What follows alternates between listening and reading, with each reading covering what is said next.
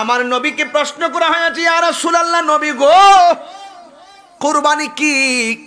আমার নবী, আপনার নবী বলেছেন কুরবানি হলো ইব্রাহিম নবীর সুন্নাত।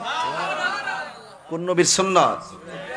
এই জন্য আমার নবী বলেছেন এই কুরবানিতে যারা পশু ক্রয় করবে, মোটা তাজা সুন্দর দেখে পশু ক্রয় করবে, কারণ হাসরের ময়দান যেদিন কায়েম হবে, যেদিন আমার আল্লাহ পুলসিরাতের উপরে, পুলসিরাতটা জাহান্নামের উপরে সাজাইব, চুলের চাইতে চিকন হবে, হীরার চাইতে ধারালো হবে।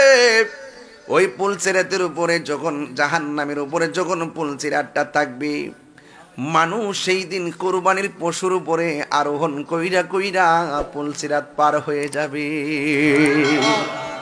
আপনারা তো সদরি বাড়ির মানুষের দেখাইবার লেগে গরু কিনেন,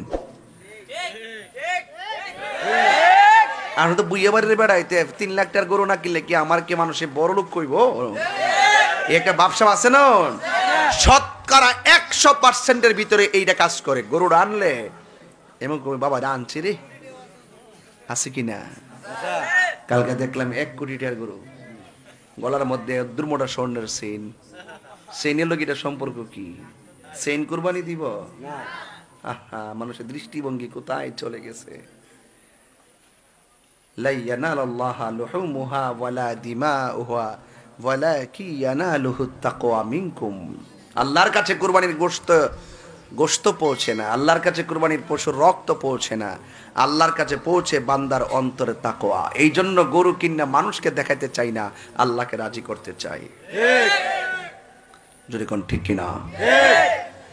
অনেকে গরুর শরীরে চামড়া রাখিয়া চামড়া বিক্রি করে ফেলা, এটা বিক্রি করা যাবে না।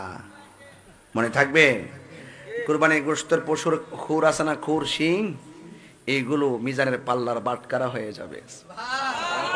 এই জন্য পশুটার মায়া কেনা। আবার অনেক সময় গোশত, কুরবানি গোশত, এই কুরবানির পশু কেনার পরে গোশত মাপে মাপা হারে কম হয়েছে রে, এই আফসোস করবেন না, এই আফসোস করবেন না। মনে থাকবে ইনশাল্লাহ। একটু পরে বলবো, কিছু লোক আছে সমাজের সাইজ করুম, আগে ওয়াশটা একটা গুছায় ফালাইলে জায়গা মতো বাপ ডাহামো। কুরবানির গোশত জবাই করে হে অর্ধেকটা নিয়ে ফ্রিজের ভিতরে হান্দায় দেয়। হাত দিল গো, হাত দিল গো, ঠিক কিনা? আল্লাহু আকবার, ইয়া রাসূলুল্লাহ, ইয়া রাসূলুল্লাহ।